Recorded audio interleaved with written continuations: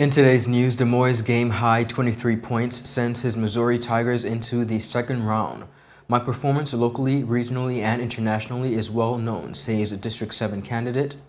HLSCC Mangrove Nursery receives a visit from the University of the Virgin Islands, and Women at Large PVIM candidates MOSES-SCATLIFFE and Smith Archer outline plans. In addition to that, Ronnie W. Skelton outlines his plan as PVI chairman.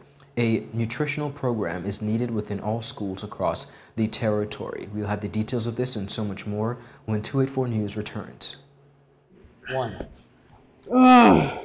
Yep, that's me. You're probably wondering how I got here. My name is Kamal Haynes. Most of you know me from 284 News, but now you get to see me in a different light on my very own show called Health is Wealth. We have Joel Turnbull. I don't want you to arch your back when you're pulling down. Milton McLean. First of all, right, your footwork. Stephen Payne. That was a 9 out of 10. I know you got the service down pat. Steve Augustine. You did a pretty hard workout today, so perhaps... And as you can see, it's actually you're feeling it. Alonzo Boynes. Taekwondo. Adam Murrows. I'll speak as if you're an absolute beginner. I am an absolute beginner. You are an absolute beginner. And Seth Graham. It bites. It will bite. Get your water, get your fruits and veggies, and experience a wealth of knowledge about getting healthy. Welcome everyone. It is Friday, March 17th, 2023. Welcome to this edition of 284 News. I'm Ron Grant, bringing you the latest out of Tortola in the Virgin Islands. Thank you so much for joining us, and a happy Friday is wished to each and every one of you. Beginning our newscast, a game-high 23 points from local basketball rising star Des Moines Hodge led his Missouri Tigers to an 11-point victory in the opening round of the NCAA tournament against Utah State Aggies. Des Moines Tigers led at the end of each half 35-31, 41-34 to win the game 76-65. Now his 23 points included 5 three-pointers, and he also collected 4 rebounds, 2 assists, and 4 steals. The next best performance on his team came from forward Kobe Brown, who had 19 points, 8 rebounds, and 2 assists. Des Moines' next game will be on Saturday, with his opponent yet to be decided. On the political hemisphere, 7th District Independent candidate Perline Scatliff Leonard says her performance locally, regionally, and internationally while representing the territory in a professional capacity speaks volumes on her ability to represent the people of the territory as a politician. Scatliff Leonard's statement follows recent criticism from some residents who questioned her ability, to run as a politician within the territory. All of you, again, you know my heart, and you know my love for this community. And to all the naysayers who question my ability, because I know it's being questioned, my performance locally, regionally, and internationally on behalf of our territory is well known. We can pull up the videos. The facts are already written. So I'm like my cousin-in-law now, we're in a different environment, so we are late GD. But we can get there. We are going to correct that. That doesn't at all cloud. It doesn't cloud the fight in me. Pauline can be Pauline, who know me well. The former director of Water and Sewage Department, who was speaking at a public meeting at the Stickett in Long Look East End, encouraged the residents of the 7th District to vote for her in the upcoming election, as she promised to improve the district. My experience, my knowledge, and my determination to see this district and all my people finally and truly elevated is what I offer you. Together, we will make the progress we wish to see. So I ask of you, lend me your support on election day. Vote for me, and I will hold up and help deliver unto you greater things that are promised for District 7. District 7 demands more. District 7 deserves more, because we matter too. Meanwhile, former Deputy Premier Dr. Kedrick Pickering, who is also a former District 7 representative, publicly endorsed Scatliffe Leonard. He spoke to her character, stating that she is genuine and committed to serving the people of their district. For those of you who have wondered, for instance, why I didn't consider running in the district again, it's because it's time for somebody like Pearline. Somebody who have new energy, new zest, new zeal, no commitment to our community. And I will be right there with her fighting for our community to advance it and make it what it ought to be. Because Pearline belongs to this community. Pearline grew up right down the road there. She's the granddaughter of Miss Tina and Mr. Easydo, Bert Henley's niece. Grew up in the little shop right down there. She and her sister Caroline. I've known Pearline her entire life. She's a few years younger than I am. We went to Sunday school together. We went to church school together, a youth fellowship together. And we still attend the same church. And I know Pearline's heart. And I know that Pearline is not only committed, but she's genuine to her bone that she will do her best to help this community. And that's what we need in this time. We don't need, you know, nice flowery speeches telling you this and telling you that. And let me just say something, and as a friend of mine will say, come a little closer, come a little closer. Because I want you to ask yourself a real question, just a real question. Is this community better off than it was 4 years ago? Ask yourself that question. Is the community better off than it was 4 years ago? And if it isn't, then you understand why you need somebody like Pearline who understands the needs of this community and who can do what is necessary to help this community. The Royal Virgin Islands Police Force is informing both political parties and the general public that during the election period, the respective political parties will not be required to seek noise permits or exemptions. The Royal Virgin Islands Police Force gave this confirmation in a media release today, Friday, stating that provisions are made with the Noise and Control Abatement Act 1996 to host election campaign meetings without seeking a permit or exemption. That act stated, and I quote, "The Noise Abatement Act allows for persons to campaign during an election seeking without noise permit. Therefore, there is no need for anyone to write to the Commissioner seeking permission to host a meeting with amplified noise to campaign individually or on behalf of any identified political party for the upcoming general elections." Commissioner of Police Mark Collins, however, noted that the political meetings must abide by the stipulated time frames which are guided by the law. In that quote, he said political meetings must conclude on or before 11 p.m. nightly, except during the period between nomination day and polling day, when amplified noise must cease on or before 12 midnight. Any loud noise made outside of this time frame would be considered an offense. The police also informed the general public that all events with any amplified noise made outside of the purpose of a political campaign without permission from the Commissioner of Police will be considered an offense as well. Viewers, when we return, we have more local news. We'll be right back after a quick commercial break. Rashford made it. Manchester United have come from behind to lead. At home or on the go, watch CCT Live. Download our app and carry your favorite TV shows, news, or live sports anywhere you go. Visit cctbvi.com/live, select your package, and tune in.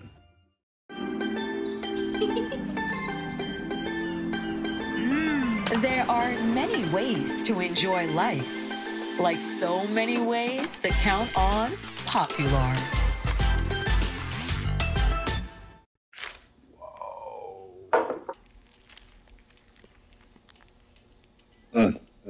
Is that my lunch? Is that my lunch?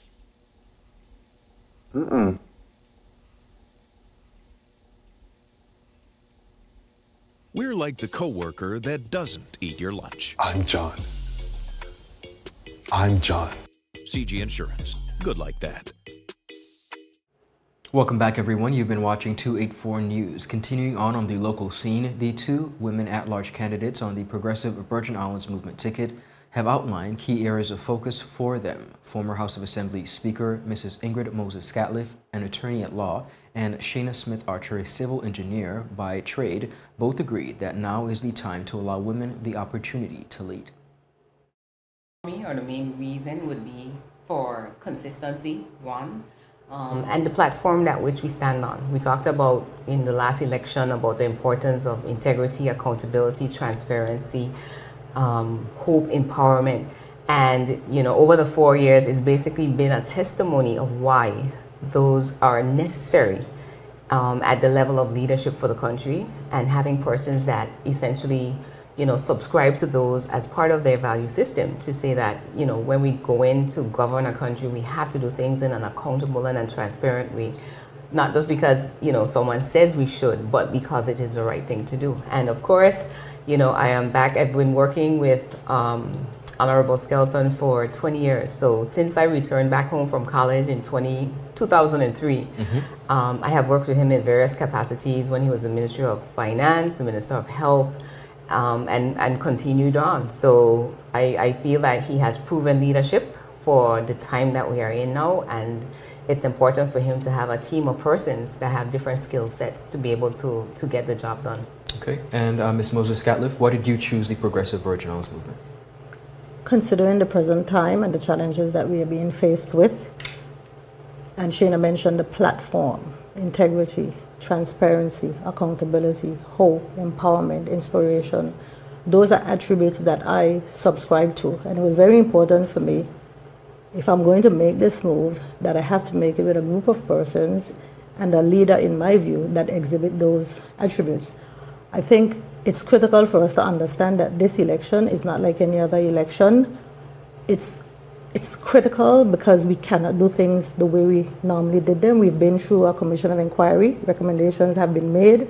There are a lot of issues that have been highlighted in the territory. And if we are going to be taken serious, and if we are seriously intent on changing the trajectory of the territory in a positive way to move away from everything that has happened over the last several years, then we have to step up to the plate, and we have to step up with individuals who subscribe to those attributes in every sense of the word, not in just talk, but in the walk and in your deeds. And I think for me personally, I'm a principled person, and that meant a lot for me. And leadership is extremely important because you have to lead from the front. You can't lead from the back.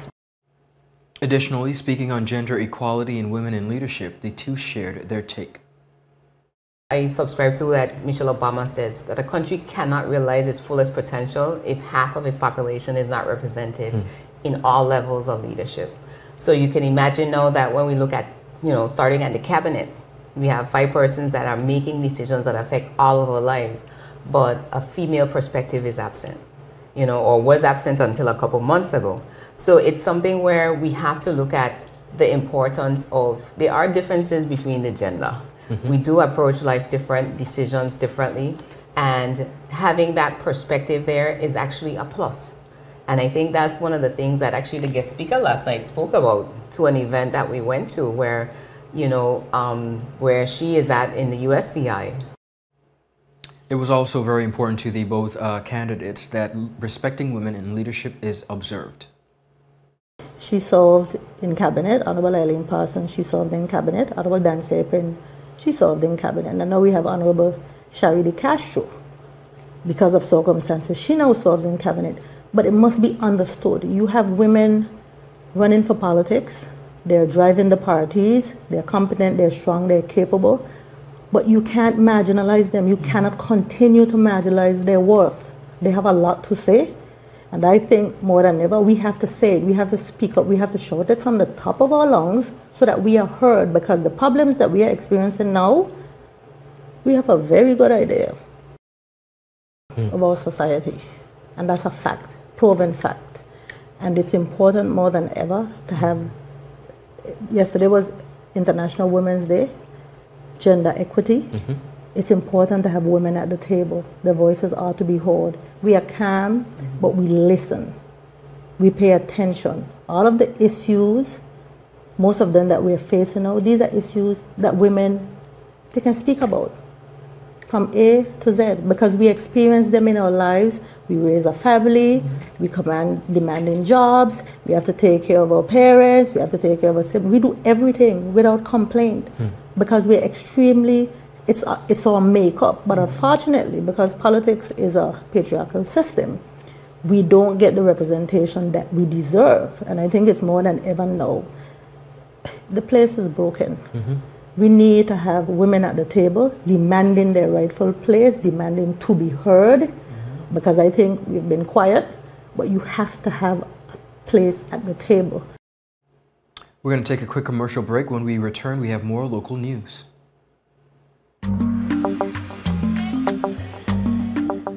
Yo, everything good there? Aye. This thing got me one way, Daddy. What you mean? Ever since I hook up with this thing, can't eat, I can't sleep. This is the first thing I touch it when I reach home. What you really? Hey, this ain't like you, you know. Dad, this thing got me staying home, keeping out of trouble me. Wow. What your name is? Shit. I talking about my CCT life. Don't worry about missing your favorite series, sports, news, and local programming. Come to CCT today and sign up for CCT Live to access over 80 channels. CCT Live. Bring it home. 1 month free trial turn into 5. 5 months turn into, well, you know I huff. I watching ball. I been watching football. Dad, Nickelodeon, Paw Patrol. I am hooked. Hook, I tell you. Is someone gonna get that? Hello. Hello.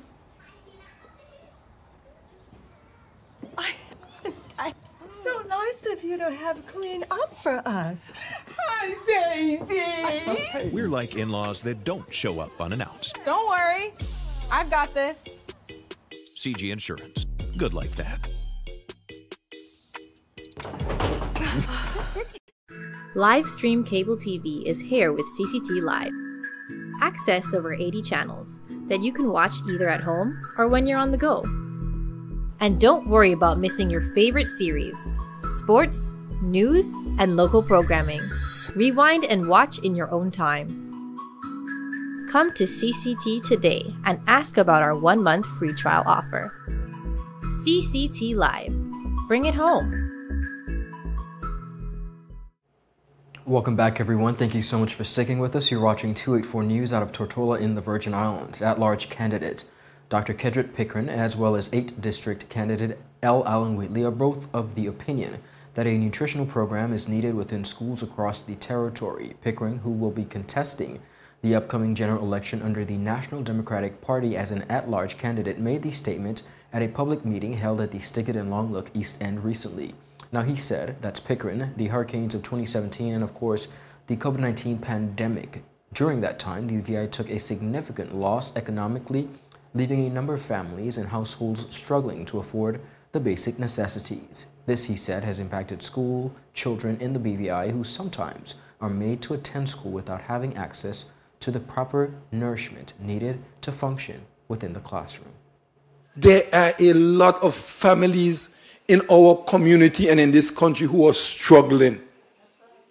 There are a lot of persons who are having difficulty sending their children to school. Talk to the teachers, and teachers will tell you they have to take money out of their pockets on a daily basis to make sure that some of the children have something to eat because they care about the children. I am telling you that one of the most important things we need to do in our school system is we need to start a nutritional program in all of our primary schools. We have to make sure that all of our children are getting breakfast and lunch, because otherwise it means only some children are going to learn and others, and that puts us in a difficult position going forward. That is something that needs to be done like yesterday.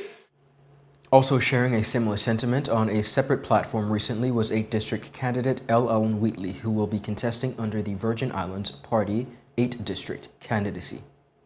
I am making a plea for all grandparents, parents who have to either cook lunch to get these children food. at lunchtime or give them the money to go to these different food vans or whatever. We need to look seriously at a lunch program. Wheatley also explained that what sparked his interest in addressing this issue, pointing to the dangers associated with some students who have to leave school, the premises that is, to buy lunch from nearby food vendors. Now, you go like, for instance, at Wheatley School, and I've seen it at a lot of other primary schools, these children running across these crosswalks, going to these different lunch vans and all kind of other places to grab lunch. Some places have them on campus, but a lot don't. And my concern with this is that why I was passionate about the crossing guards getting back to Willard Wheatley is I discovered that Teacher Audrey's grandson, God rest her soul, almost lost his life or could have been struck about 2 or 3 weeks, 4 weeks ago. And that kicked my committee into gear. Chairman of the Progressive Virgin Islands Movement, politician and local businessman Ronnie W. Skelton recently outlined his plans for the territory in a recent interview with our platform. Take a look. Our country is in serious trouble. Our country is at the brink of the British government taking over our country. Our people have fought from in the 60s. Before us had ministerial government in 1967. Then we had advancement in the Constitution of 67 to 77 and 2007. We have made tremendous progress along those roads. For it to be retarded now by suspension of the provisions in the Constitution that our people, our forefathers fought for, I consider it not right. And there is quite a number of people out there believe in me and think that I have the skill set to manage the affairs of the country with my colleagues and other people who will join me to stop this from happening, so to speak. And it's, you look at it now as a rescue mission so that, the British government does not do what they want to do. Speaking to the fact that the Virgin Islands is presently at a point of needing resuscitation, Skelton had this to say. Like I said, from 1967, 77, 2007, a country, every step of the way, you give more power to the elected official, more autonomy. Our country expanded socially, economically, and from educationally and from the health perspective. Our country has done well and made significant progress by basically lifting us with our own bootstrap, so to speak. No significant financial help from the British government. So we are here now where we have made some mistakes. You know, in life, that's what life is all about. You do a lot of good things, but you do make a few mistakes. And our job is for us to correct those mistakes, knowing that there are mistakes that we have identified. But before we correct those mistakes, we have to have a COI report to tell us about the mistakes that we have made. And if you ask most of the elected officials and past elected officials, they will tell you those mistakes needed to be corrected. But collectively, we couldn't get together as a people, or as a legislature, to correct the mistakes, and they needed to be corrected. Additionally, Skelton was one of the few politicians who was not directly incorporated into the Commission of Inquiry and the arrest and charges that followed after, and to that he attributed to his deep-rooted core values. I believe in accountability and transparency in those basic core values. And I believe when you're entrusted with public resources and assets, and I think you should use it for the benefit of the majority of people. And if you're going to help people, you need to set up systems where people can get help instead of depending on me personally. And when I get out of office, they're still in a bad space. So my job was to build systems so that people who desperately need help can get the help they need. To the fact that many young persons say they are not going to participate in the upcoming general elections, Skelton made this simple plea. I will say to those younger persons, and not because I am a bit older now, I was your age at one time, and probably I was your age 2 times. I will say to you that I don't want to be negative and say you're making a mistake. I think I need to say to you that your country needs you to go and perform your democratic rights. These rights were once not affordable, not applicable to us as descendants of slaves or descendants of slave owners. Some of these rights were fought for, and I know you may be disappointed in the leadership, but I will say to you is prepare yourself so you can better help our country to move forward. For the full interview, visit all 284 media platforms. On February 24th, the HLSCC Community College's Mangrove Nursery project hosted a 16-person delegation from the University of the Virgin Islands as part of a marine sciences knowledge exchange. President of the HLSCC Community College, Dr. Richard Georges, explained that the exchange between HLSCC and UVI was supported by the Judith A. Tall Environment Award, administered by the Community Foundation of the Virgin Islands. He added that both tertiary institutions have been working on research related to the restoration of mangrove ecosystems. Director of Marine and Maritime Studies at HLSCC, Ms. Suzanne Zelowski, commented on the main purpose of the visit, which was to facilitate an exchange of ideas for improving understanding and various methods used to grow and restore mangroves in each respective territory. Research Assistant Professor Watershed Ecology at UVI, Dr. Kristen Greames, said this sort of exchange is so beneficial in terms of learning what has worked and what hasn't for mangrove restoration in different places. According to Vice President of the Academic Affairs, Dr. Arlene Smith-Thompson, both institutions have an articulation agreement that facilitates these types of study visits. These experiences also help to facilitate clear pathways for HLSCC students that wish to further their studies at UVI.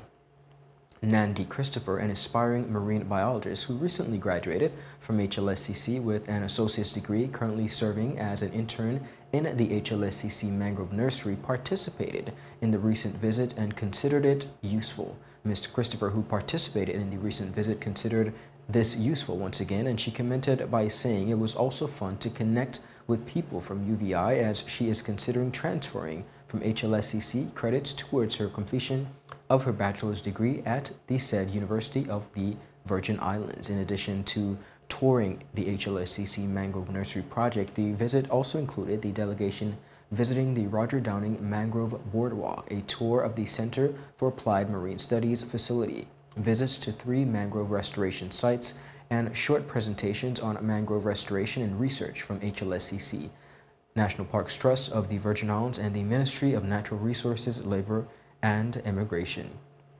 Viewers, that is it for today's news roundup. Be sure to follow us for your daily news updates at 284 Media, and like us, of course, on Facebook at 284 Media and 284 BVI on Instagram and Twitter. I'll see you next week as we deliver your daily dose of local, regional, and international news. I'm Ron Grant. It has been a pleasure. It's been a long week, but it's been a pleasure. Thank you so much for joining us. Have a safe and enjoyable evening. Happy Friday. Goodbye.